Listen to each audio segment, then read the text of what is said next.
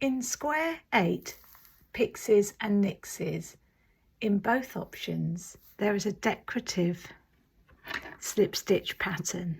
I'm going to demonstrate rows 5 and 6 of option 1. Row 5 on your 3.5mm needles introduces mulberry and shadow into the work. So how I'm going to do that is by placing both of those yarns together over the needle and knitting that first stitch with both of them, which will secure them into the work. I'm just going to tie then the loose ends of both of those new yarns to the end of Elfin.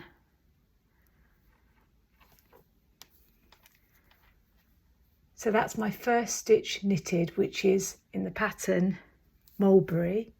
Then it's knit 1 shadow, knit 1 mulberry, all the way to the end of the row. So I'm going to keep my shadow as my yarn underneath and my mulberry as my yarn that travels on top. So if I have an over and under system working here, that will ensure that at the end of the row, the mulberry and shadow yarns are not tangled. Okay, so shadow from underneath, picked up from underneath the mulberry, mulberry picked up so it travels across the top of shadow. And we repeat that all the way to the end of the row. Now as you're working this row, because you're swapping from one yarn to the other, you need to try and make sure that the stitches on the right hand needle are all at an equal distance to each other on the needle, that they're not bunched up. So every now and again, make sure they are smoothed down so that they don't bunch up.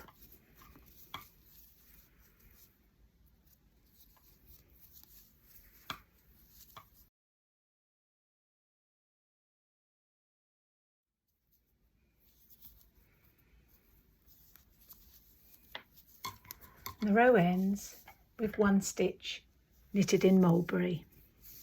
On row 6, you're working with mulberry only, and the row is worked as follows: purl 1 stitch,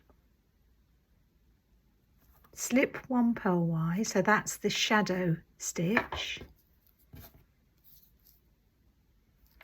Then you take the yarn back between the needles away from you, you knit the mulberry stitch, bring the yarn forward between the needles towards you, and then repeat from the beginning of the bracket. So it's slip 1 purlwise, yarn back,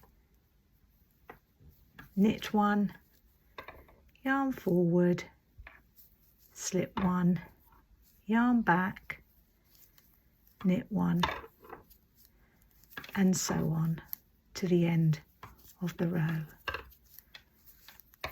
So you are knitting the mulberry stitches and you are slipping the shadow stitches.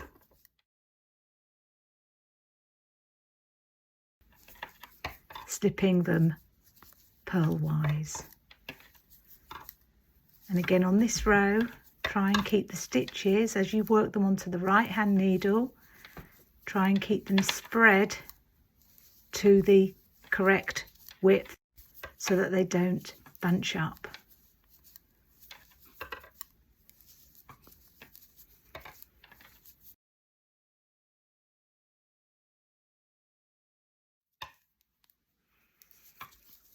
So remember,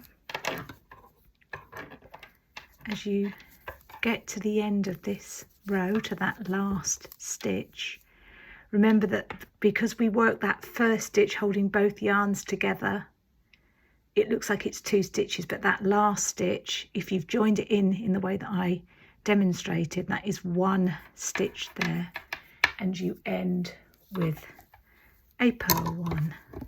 Just going to pull my ends nice and firmly here to make sure everything's nice and tight and neat.